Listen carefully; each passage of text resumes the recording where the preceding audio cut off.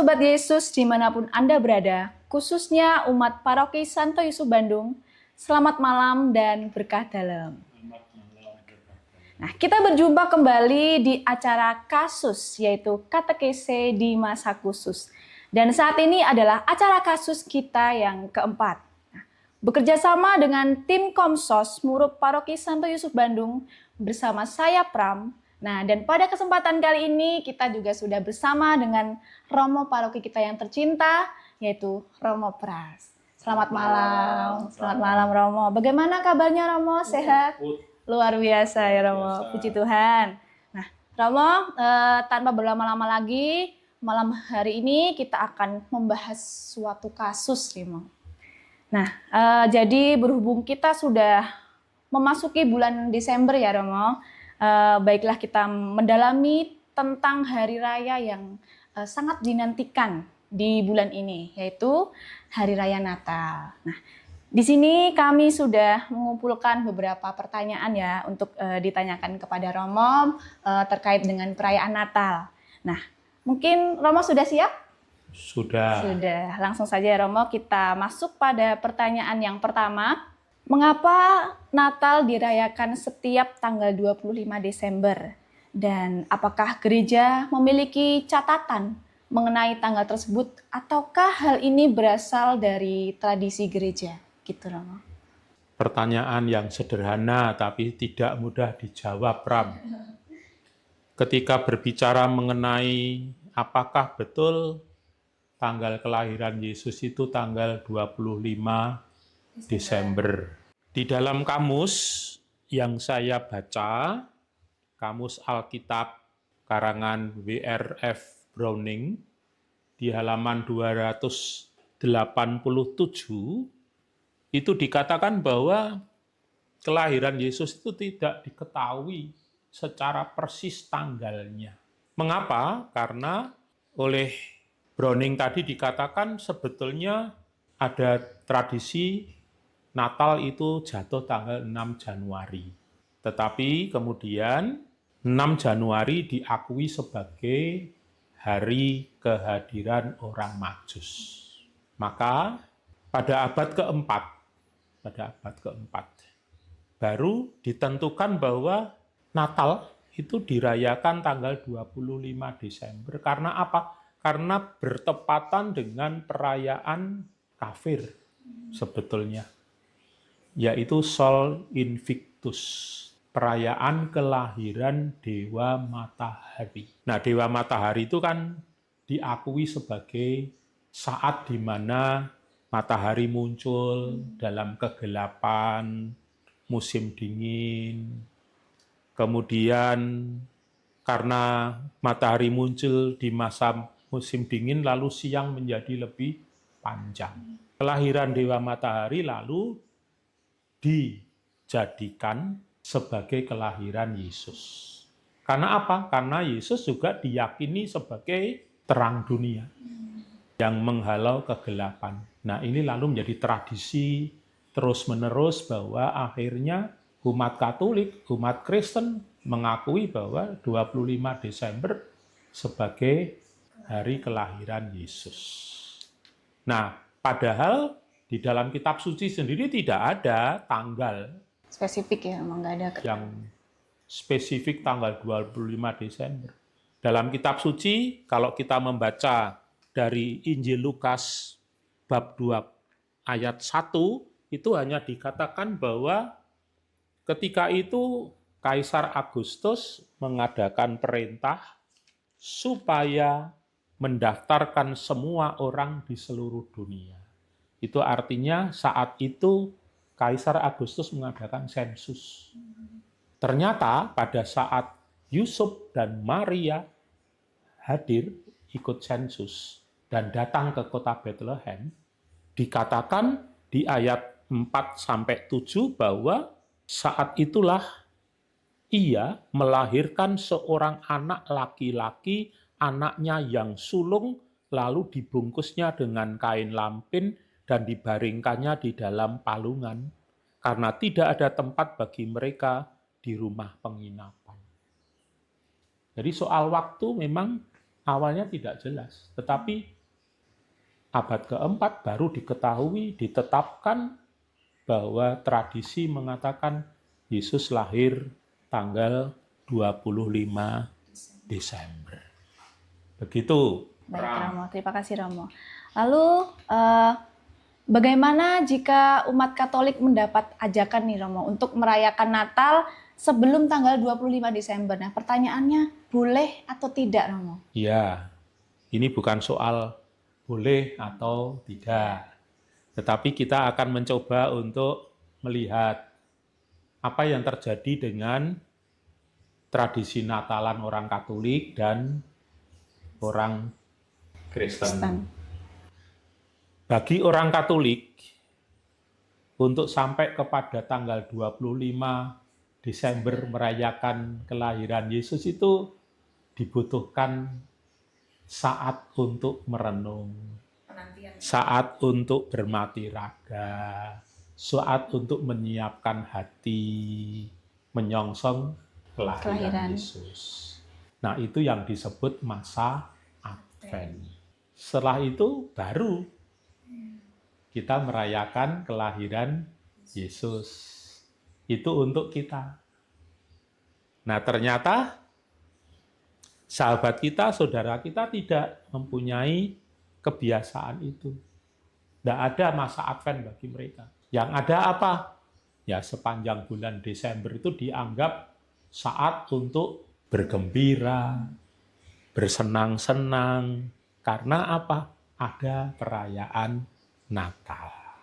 Nah, kalau kita diajak Natalan sebelum tanggal 25 Desember bagaimana? Tentu, karena sama-sama orang beriman, harapannya kita saling terbuka. Maka tidak perlu ragu, tidak perlu takut untuk orang Katolik berkata, seandainya diajak rapat oleh teman-teman Kristen ada Natal bersama, ya katakan bahwa sebelum tanggal 25 Desember itu orang Katolik harus menyiapkan semuanya, menyiapkan hati, bermati raga, berpuasa, seperti itu. Belum saatnya untuk bersukacita, bergembira karena Yesus lahir tanggal 25 Desember itu. Nah, tentu kita berharap mudah-mudahan saudara-saudara kita kalau diajak rembukan seperti ini lalu mau terbuka hati. Asal kita yang Katolik memberikan alasan yang bisa dipahami oleh mereka. Maka apakah boleh atau tidak? Ya, menurut saya dirembuk saja. Harapannya lalu Natalannya tidak sebelum tanggal 25 Desember. Lalu Romo, apa makna kelahiran Yesus bagi umat Kristiani? Nah, mengapa Tuhan Yesus itu perlu turun ke bumi dan menjadi manusia, Romo? Ya, berbicara kelahiran Yesus itu ya mungkin bisa dianalogikan dengan kelahiran Pram di dalam keluargamu, ya tak?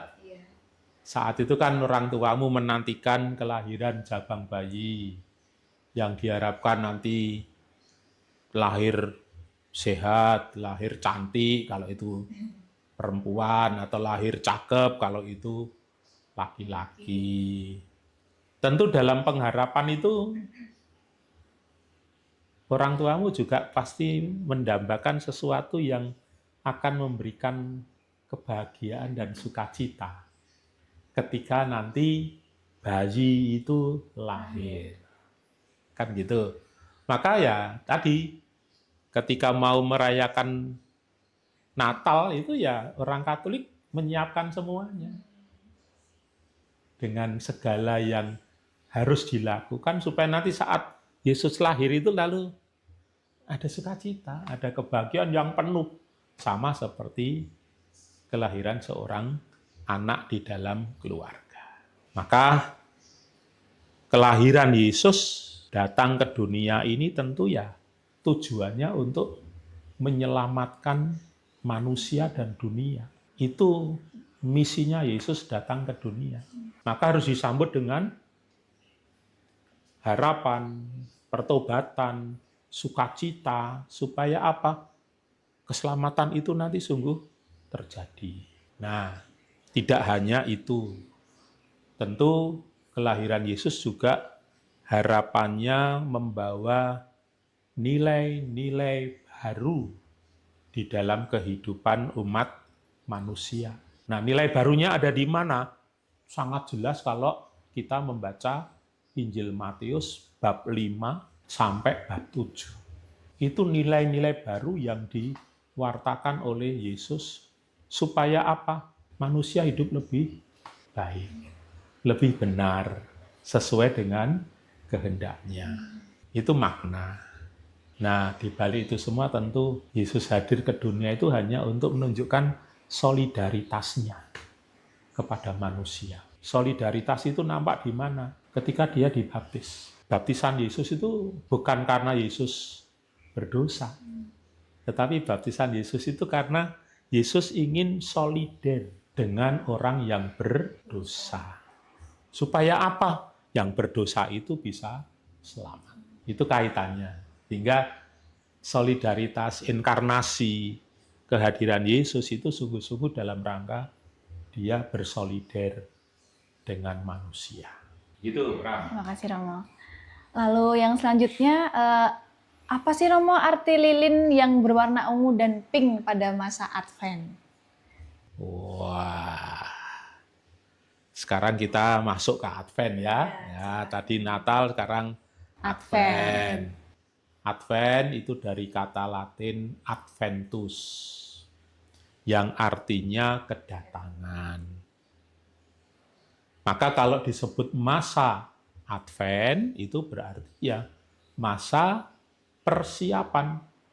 Untuk apa? Untuk menantikan kedatangan Tuhan. Atau menantikan kedatangan kelahiran Yesus. Nah, masa Advent itu sendiri diisi secara liturgi dengan penyalaan lilin. Kalau kita lihat, lilin Advent itu disebut corona. Mengapa Romo? Corona ya. Corona itu kan mahkota yang terdiri dari 4 pilar. Maka dilambangkan dengan 4 lilin. 4 lilin itu 3 ungu, 1 pink. Kalau warna ungu jelas, itu warna pertobatan. Tetapi di balik pertobatan itu tentu ada harapan. Harapannya apa? Menyongsong kehadiran Yesus yang akan lahir. Nah, yang warna pink hanya 1, itu pun ditempatkan, dinyalakan pada saat Minggu Advent yang ketiga, seperti hari ini. Hari ini kan hari Minggu Advent yang ketiga. Nah, Minggu Advent yang ketiga itu biasa juga disebut Minggu Gaudete. Artinya apa? Artinya bersukacitalah. Kenapa bersukacita? Ya karena masa penantiannya sudah dekat untuk kelahiran Yesus. Maka warna pink selalu dinyalakan pada Minggu Advent yang ketiga. Sebagai gambaran bahwa kita diajak bersukacita. Begitu, Ram. Terima kasih Romo. Lalu mengapa sih Romo Natal itu disebut dengan perayaan yang penuh kasih Romo, penuh sukacita?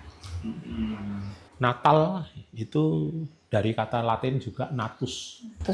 Natus itu artinya lahir. Maka kalau Ram sekarang kuliah di Sanata Dharma dan setiap universitas atau apapun itu selalu berkata merayakan Dies Natalis. Ya, biasanya. Itu kaitannya selalu dengan kelahiran. Dari kata natus itu tadi. Maka ketika kita berkata merayakan Dies Natalis itu berarti merayakan hari kelahiran lembaga, hari kelahiran universitas dan lain sebagainya. Bisa dibayangkan kalau sedang merayakan hari kelahiran kan pasti suasananya bahagia ya Romo. Iya penuh dong, sukacita. gegap-gempita. Sukacita bahkan kalau perlu biayanya Pesta-pesta besar. dengan macam-macam hal. Untuk apa?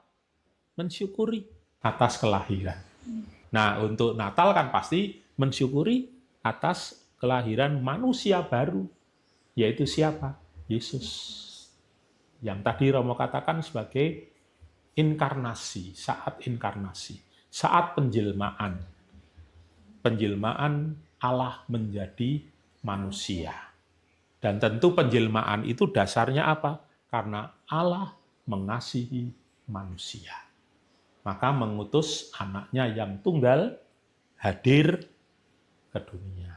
Nah, kita yang orang beriman ya harapannya merayakan Natal itu ya gembira, sukacita, bersyukur kan begitu. Apalagi Natal selalu dikaitkan dengan tahun baru. Maka ya mau ndak mau kalau merayakan Natal selalu lebih dibandingkan hari raya yang lain. Karena orang selalu berkata Natal dikaitkan dengan tahun baru. Nah, kalau dilihat dari segi liturgi sendiri, masa Natal itu selalu dirayakannya sampai kepada pesta pembaptisan Tuhan Yesus. Itu yang disebut masa Natal. Baik Romo, lalu bagaimana umat itu bisa menjaga makna spiritual Natal di tengah budaya yang konsumtif? Nah, biasanya mereka kan pada hari raya Natal itu berbondong-bondong membeli baju baru ya kan Romo, lalu membuat pesta yang megah, besar gitu. Lalu bagaimana umat itu bisa tetap menjaga makna spiritual Natal begitu Romo? Ya namanya orang bergembira itu kan tidak bisa dilarang ya. Iya benar.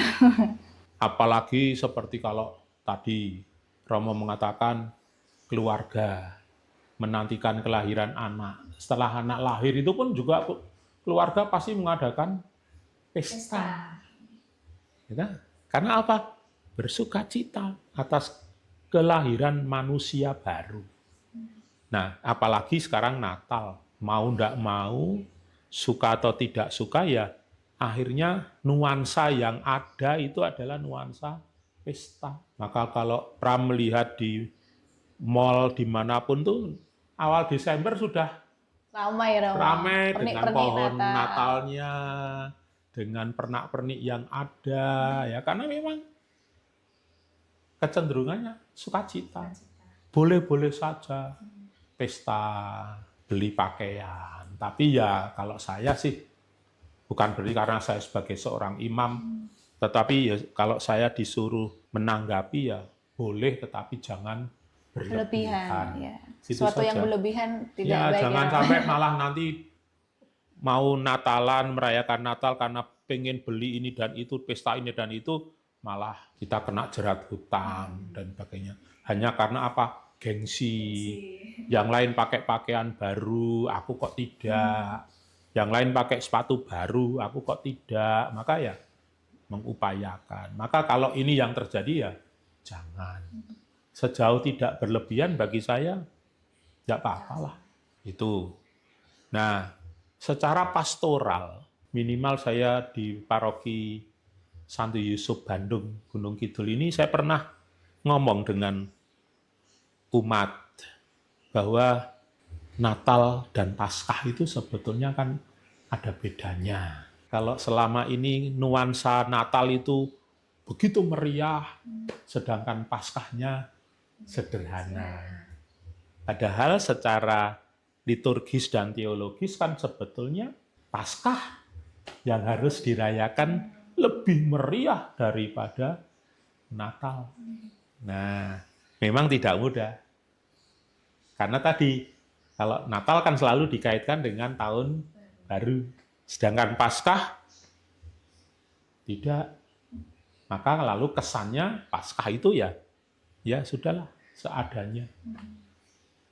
Padahal secara liturgis teologis, Paskah itu menjadi saat di mana karya keselamatan Allah itu terjadi melalui wafat dan kebangkitan Yesus sebetulnya.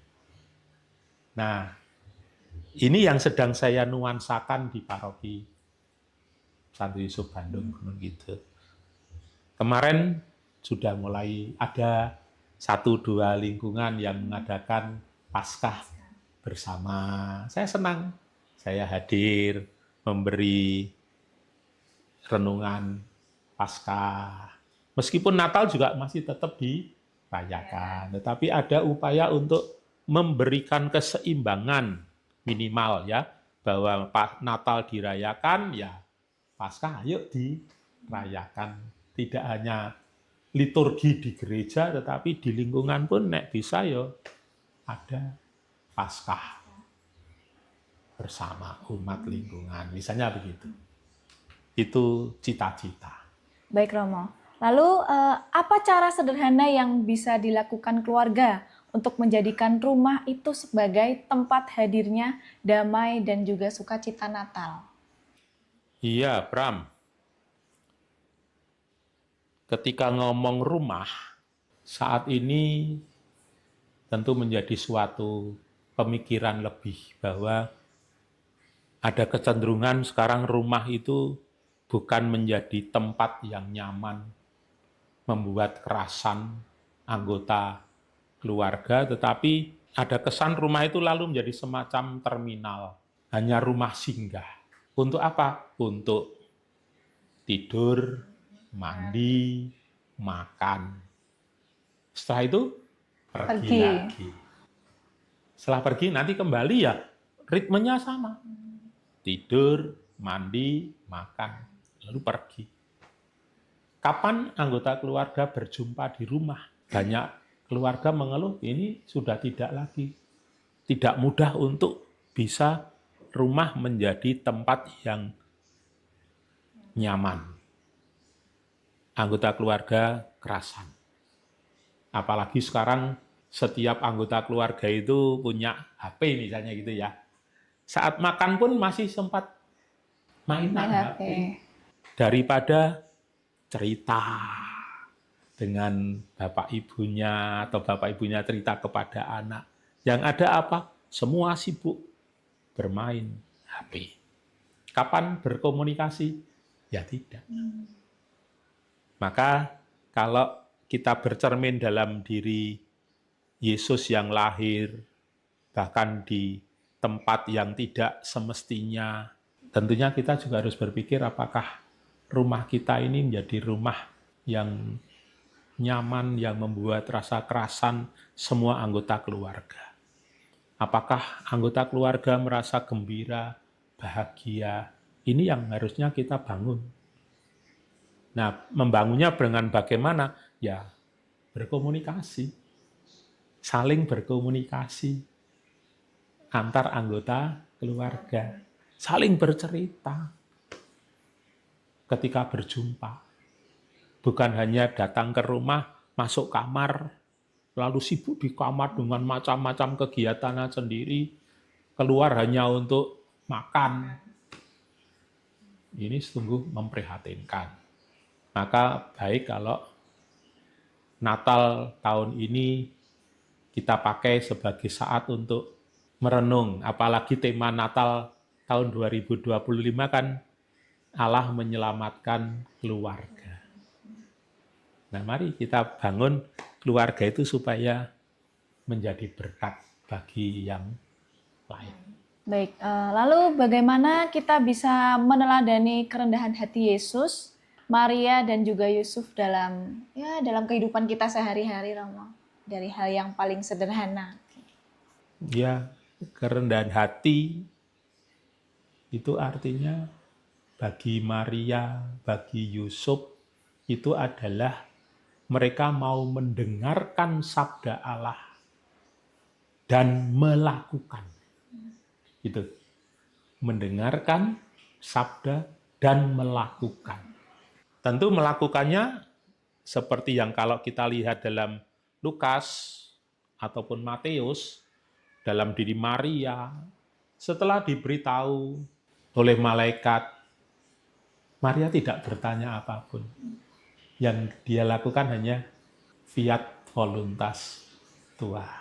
Tidak bertanya nanti bagaimana nasibku, bagaimana apa yang harus dilakukan. Yang ada hanya aku ini hamba Tuhan. Terjadilah menurut perkataan Yusuf juga sama. Ketika dia menerima sabda Allah dalam mimpi, dia juga tidak bertanya. Yang dia lakukan apa? Mendengar, melakukan. Dan melakukannya pasti saya membayangkan tidak dengan terpaksa. Tapi dengan senang hati, dengan penuh keyakinan bahwa sabda itu pasti membawa kebaikan.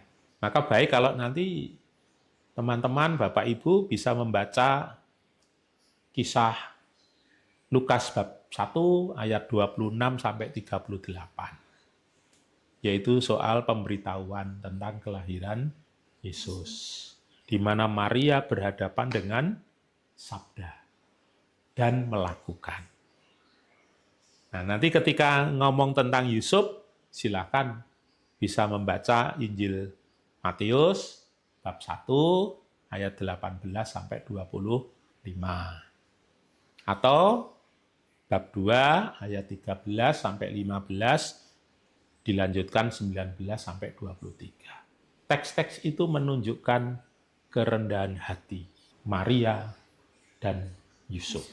Nah, kalau kedua pribadi ini rendah hati, lalu kita yang merayakan Natal bersama dengan kedua pribadi yang hebat ini, harapannya ya kita diajak untuk menumbuh kembangkan kerendahan hati bagi diri sendiri dan bagi anggota keluarga.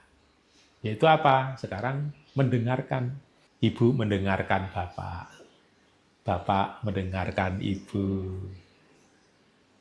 Bapak dan Ibu mendengarkan suara anak. Suara anak didengarkan oleh Bapak dan Ibunya. Tapi juga tidak cukup mendengarkan. Mencoba untuk juga melakukan. Gitu. Baik, Romo. Lalu tadi sudah disinggung oleh Romo antara Paskah dan Natal itu seharusnya yang dirayakan lebih meriah itu kan Paskah ya Romo ya. Lalu berarti kesimpulannya Paskah yang lebih utama Romo atau bagaimana spesifik? Iya. Natal dan Paskah memang ini dua peristiwa karya keselamatan Allah. Gitu ya.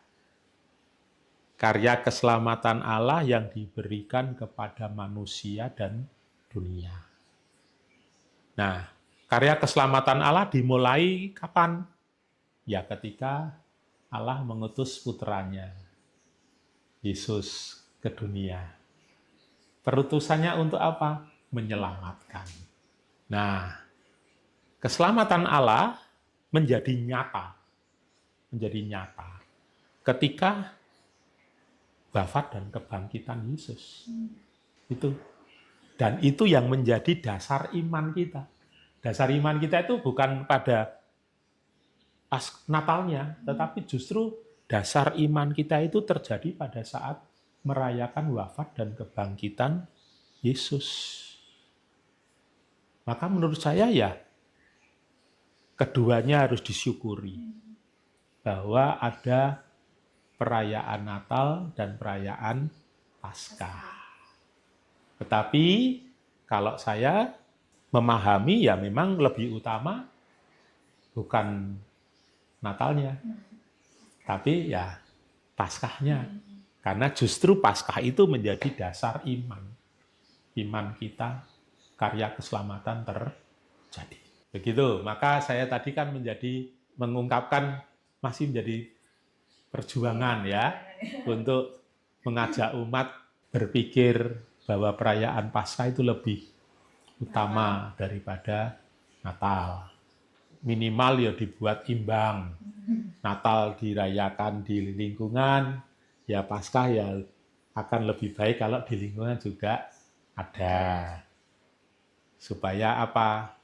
Umat bisa merasakan dua peristiwa penting dalam karya keselamatan Allah ini bisa dirayakan oleh umat. Begitu, Bram. Terima kasih Romo. Baik, sepertinya kita sudah belajar ya Romo mengenai Hari Raya Natal. Dan harapannya kita semua semakin memaknai Hari Raya Natal ini bukan hanya sekedar perayaan duniawi yang identik dengan material ya Romo. Tadi membeli baju baru atau perayaan yang megah. Tapi juga sebagai perayaan rohani untuk tentunya memperbarui diri kita menjadi yang lebih baik untuk saling melayani. Mungkin cukup itu saja Romo yang bisa saya tanyakan pada malam hari ini. Dan terima kasih sekali ya Romo Pras sudah berkenan. Saya ingin mengatakan selamat menikmati Hari Raya Natal, tapi masih nunggu sampai 25 Desember. Ya. Selamat merayakannya dan selamat berjuang menjadi berkat satu dengan yang lain di dalam keluarga. Setelah itu tentu menjadi berkat bagi orang-orang yang ada di sekitar kita. Seluruh umat Katolik dimanapun Anda berada, khususnya umat Paroki Santo Yusuf Bandung, demikianlah kasus kita yang keempat. Terima kasih atas dukungannya dengan tetap setia menunggu dan menyaksikan kasus-kasus yang kami sajikan. Jangan lupa saksikan kasus-kasus kami selanjutnya hanya di channel YouTube Paroki Santo Yusuf Bandung. Terima kasih dan sampai jumpa lagi. Berkah dalam. Berkah dalam.